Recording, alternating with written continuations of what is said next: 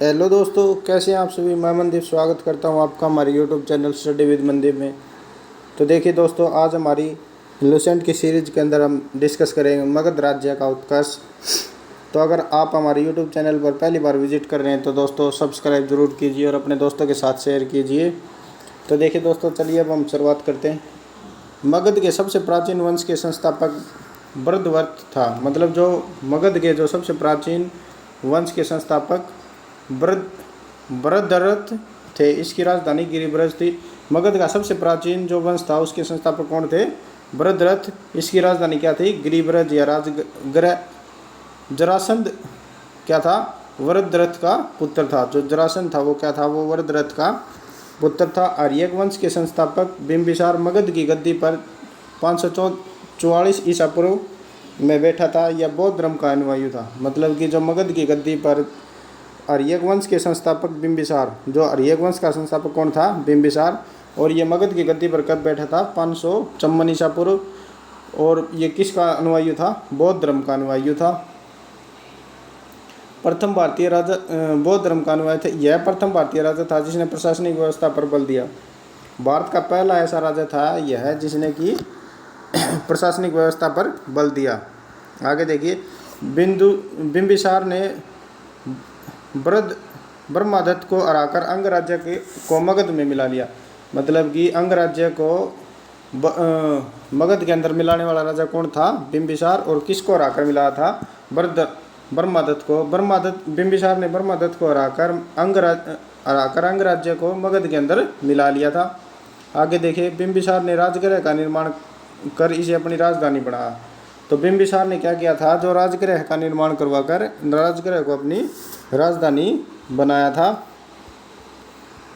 बिंबिसार ने मगध पर करीब 52 वर्षों तक शासन किया। बिंबिसार ने मगध पर कितने वर्षों तक शासन किया? 52 वर्षों तक लगभग शासन किया। आगे देखिए, महात्मा बुद्ध की सेवा में बिंबिसार ने राजवैद्य जीवक को भेजा था।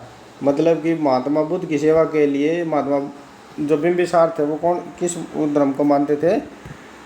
बुद्ध धर्म को मानते थे। महात्मा बुद्ध की सेवा के लिए बिंबिसार ने राजवैद्य जीवक को भेजा था। मतलब कि जो राजवैद्य जीवक था उसको बिंबिसार ने महात्मा बुद्ध की सेवा के लिए भेजा था। अवंती के राजा प्रघोत जब पांडु रोग से ग्रस्त थे उस समय भी बिंबिसार ने जीवक को उनकी सेवा शुश्रूषा करने के लिए भेजा था।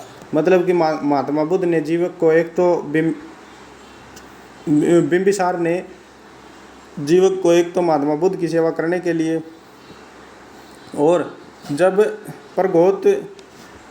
अवंती के राजा प्रघोत पांडु रोग से ग्रस्त हो गए थे तब भी उनकी सेवा के लिए उनकी देखभाल और सेवा के लिए कौन भेजा था? जीवक राजवैद्य को बिंबिसार के द्वारा भेजा गया था। बिंबिसार ने वैज्ञानिक संबंध स्थापित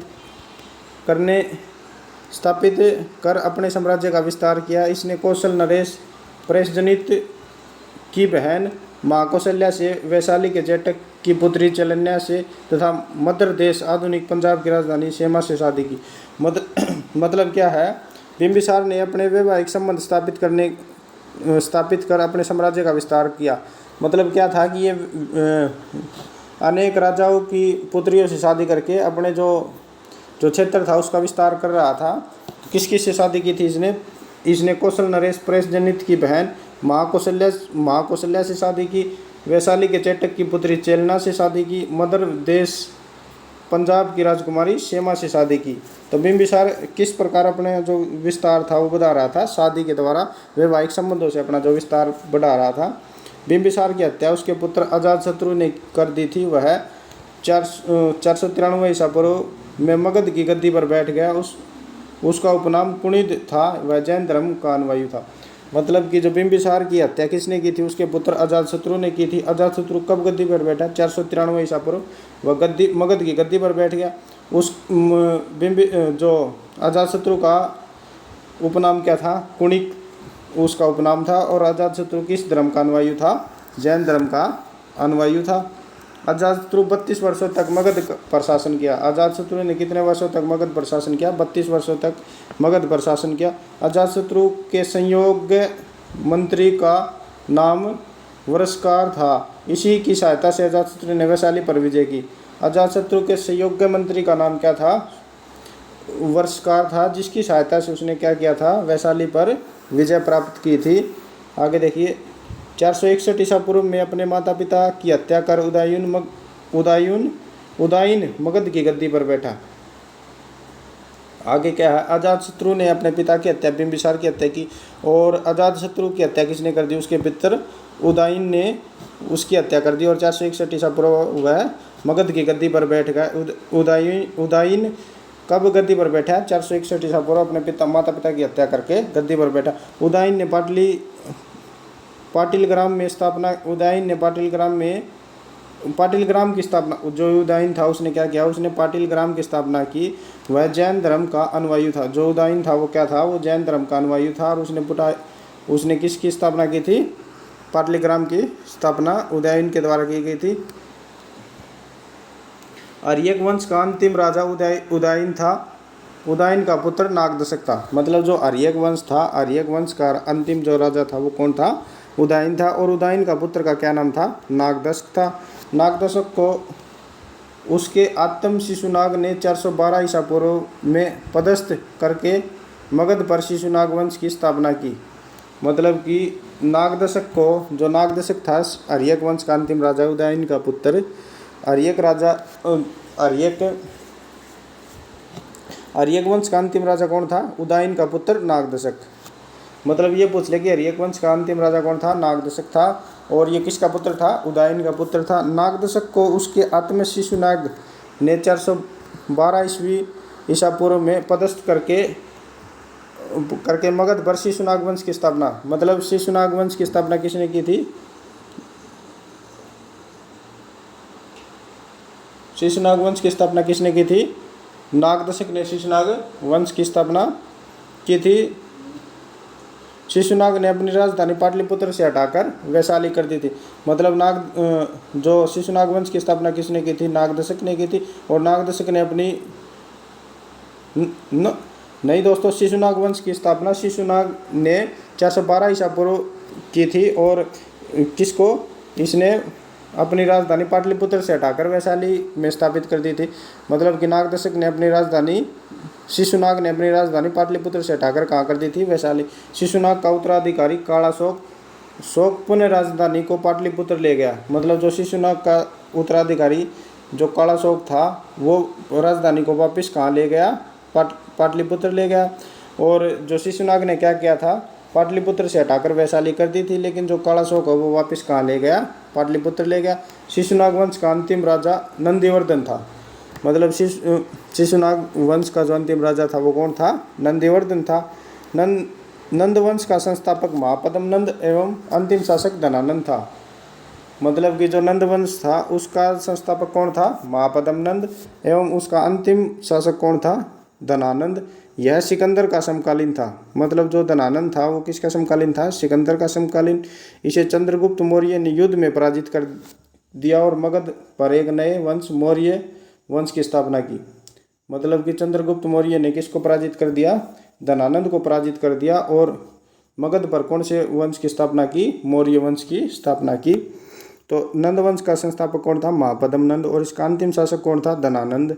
और धनानंद को किसने पराजित किया था? चंद्रगुप्त मौर्य ने। चंद्रगुप्त मौर्य ने इसे पराजित करने पर किस वंश की स्थापना की थी? मौर्य वंश की। आगे देखिए दोस्तों, सिकंदर के बारे में पढ़ते हैं। सिकंदर का जन्म 356 ईसा पूर्व में हुआ था। इसका पिता फिलिप था।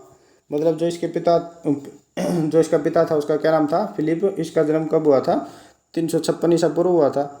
फिलिप 359 ईसा पूर्व में मैकदुनिया का शासक बना। मतलब जो फिलिप था वो 359 ईसा पूर्व मैकदुनिया का शासक बना था। इसकी हत्या 329 ईसा पूर्व में कर दी गई थी। मतलब जो सिकंदर के पिता फिलिप थे वो 359 ईसा पूर्व में मैकदुनिया के शासक बने थे। उनकी हत्या 329 ईस्वी के अंदर कर दी गई थी। सिकंदर अरस्तु का शिष्य था। मतलब सिकंदर के जो गुरु थे वो कौन थे? अरस्तु थे। सिकंदर ने भारत विजय का अभियान 326 ईसा पूर्व में आरंभ किया था।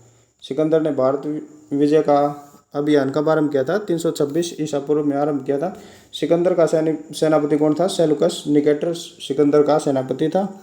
सिकंदर को पंजाब के शासक पोरस के साथ युद्ध करना पड़ा, जिसे आइडेस्पिज का युद्ध या झेलम का युद्ध के नाम से जाना जाता है। आगे देखिए, सिकंदर की सेना ने व्यास नदी के पश्चिमी तट पर पहुंचकर उसे पार करने से इनकार कर दिया।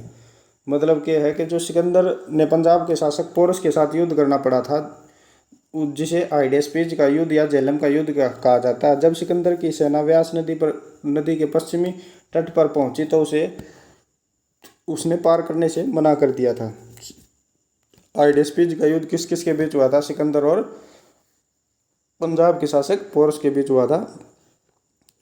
कौन सी? झेलम नदी के किनारे। सिकंदर स्थल मार्ग द्वारा 335 ईसा पूर्व में भारत से लौट गया। मतलब सिकंदर स्थल मार्ग द्वारा 325 ईसा पूर्व भारत से वापस चला गया।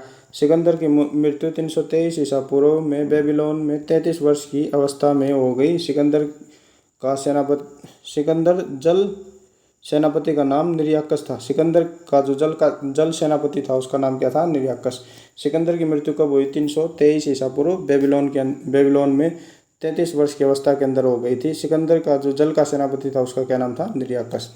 अब ये पूछ ले दोस्तों कि सिकंदर की मृत्यु कब हुई थी? तो 323 ईसा पूर्व 33 वर्ष की आयु में बेबीलोन के अंदर हो गई थी।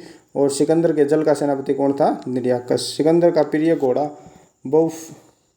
बुक्केफेला था। इसी के नाम पर इसने झेलम नदी के तट पर बुक्केफेला नामक नगर बसाया था। मतलब जो सिकंदर का जो प्रिय घोड़ा था उसका क्या नाम था? बुक्काफेला। और इस बुक्काफेला के नाम पर ही उसने क्या था? झेलम नदी के तट पर एक बुक्काफेला नामक नगर बसाया था। तो देखिए दोस्तों, ये था आज का हमारा लेक्चर, सिकंदर और मगध साम्राज्य का उदय। तो लगातार हमारे यूट्यूब चैनल से जुड़े रहने के लिए study with Mandeep YouTube channel को सब्सक्राइब कीजिए और अपने दोस्तों के साथ शेयर कीजिए। जय हिंद, जय भारत।